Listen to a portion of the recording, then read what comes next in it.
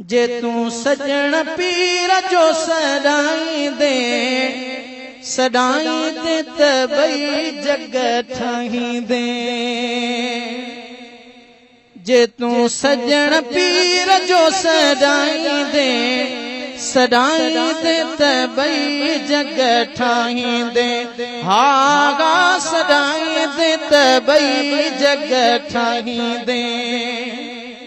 नफ्स शैतान जो मारलो आही गणितन में भी तू गारलो आही। ते होंदे जेलों पिरिय सा लाई दे त बई जग ठाही दे। जे तू सजण पीर जो सदाई दे त बई जग ठाही दे। खोड़ दुनिया जा पीर ॾिठा थई ॾाढा सदमा सूरस ठा थई। रहबर कामिल पीर जे बणाई दे त बई जग ठाही दे। जे तू सजण पीर जो सदाई दे त बई जग ठाही दे।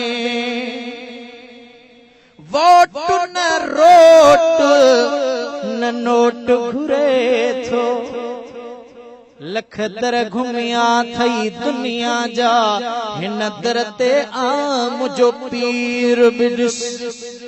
कई किस्तन वारा फकीर ॾिठई मुझे सजण साईं जो फकीर बिडिस। ॾिना ॾन पट बीगिन तो किन खे ही मुफ्ती मुर्शिद मीर बिडिस। छॾे लोक लाशारी आग नदर ते कीअं मिटजे थी तकदीर बिडिस। है वोट न रोट न नोट घुरे थो राज़ी मदीने जो घोट घुरे थो। राज़ी पाक रसूल खे कराईंदे त बई जग ठाही दे। चैन सा चाहत पंजन सा प्यारा गौसे आज़म जो ही हुबदारा। हैदरी नारागत अची तू हणाई दे नार हैदरी।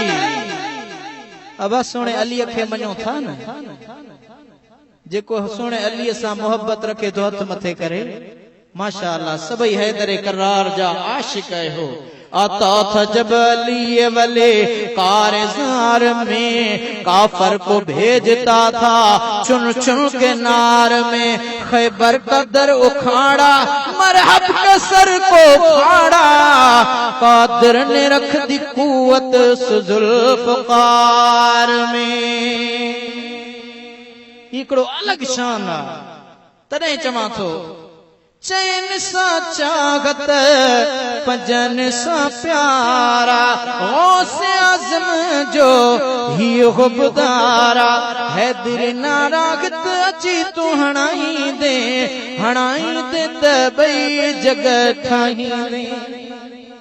हितड़े मुरीदी मरक न आहे ही भी मुझो मुरीद। फिलाणो वजीर मुझो मुरीद थई फिलाणो वडेरो मुझो मुरीद थई पर वाह सजण तुझे कमाल ता कुर्बान।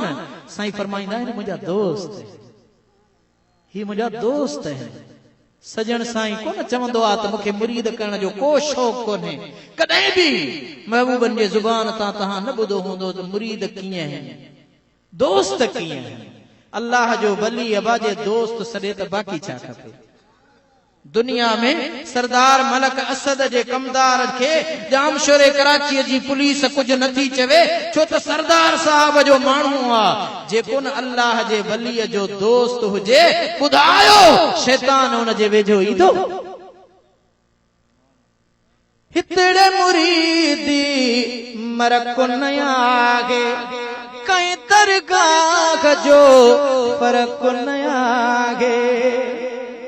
साईं थोड़े चवंदा आहिनि त फिलाणे जो मुरीद छो आयो ही या वरी असां खे मना थोड़ा ही आहे हेॾां वञो अब अल्लामा डाहिरी साहब बुलबुल सिंध सुल्तानुल मुफस्सिरीन मां ॾिठो आहे उहो बि मुंहिंजे कामिल पीर सजण जो नाहे।